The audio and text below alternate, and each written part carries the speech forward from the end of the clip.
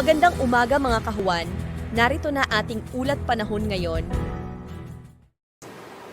Patuloy pa rin umiiral ang southwest monsoon o habagat dito sa kanlurang bahagi ng Southern Luzon kung saan ngayong araw magdudulot pa rin ito ng kalat-kalat na pag-ulan, pagkilat at pagkulog dito yan sa bahagi ng Palawan. Samantala, sa nalalabing bahagi naman ng ating bansa ay meron pa rin tayong mararanasan ng mga isolated na mga pag-ulan, lalong-lalo na sa hapon at gabi dulot ng habagat at ng mga localized thunderstorms. At sa mga susunod na araw po, nakikita natin na hindi ganun makakaapekto yung habagat sa anumang bahagi ng ating bansa at yung easterlies naman yung posibleng magdulot ng mataas na tsansa ng mga pag-ulan, pagkidlat at pagkulog dito sa may silangang bahagi ng Visayas at Mindanao. At sa kasalukuyan ay wala tayong minomonitor at namamataan pa na sama ng panahon na maaari makaapekto dito sa ating bansa.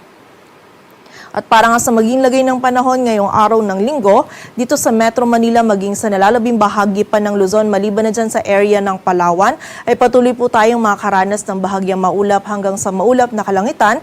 Magiging mataas pa rin yung tsansa ng mga isolated na mga pag-ulan sa hapon at gabi, lalong-lalo na dito sa kanlurang bahagi ng Luzon, dulot yan ng habagat. So kapag po tayo ay lalabas, wag pa rin natin kalilimutan yung mga pananggalang natin sa ulan and also yung mga regional offices natin ay nagpapalabas din ng mga thunderstorm advisories or mga babala ukol sa mga pag-ulan na ito. Agad ang temperatura sa Metro Manila ay mula 26 to 33 degrees Celsius.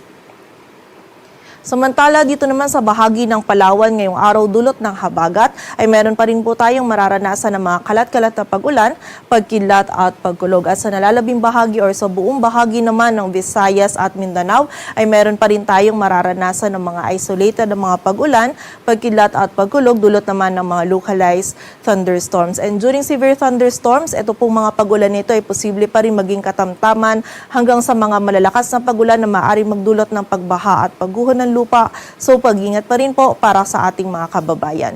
Agwat ang temperatura sa Cebu ay mula 26 to 32 degrees Celsius at sa Davao naman ay 24 to 31 degrees Celsius. At para naman sa lagay ng dagat baybayin ng ating bansa, wala po tayong nakataas na gale warning kaya malaya makakapalaot yung mga kababayan natin mga isda pati na rin yung may mga maliliit na sasakyang pandagat. Dito sa Metro Manila, ang araw ay sisikat mamayang 5:29 ng umaga at lulubog mamayang 6:28 ng hapon.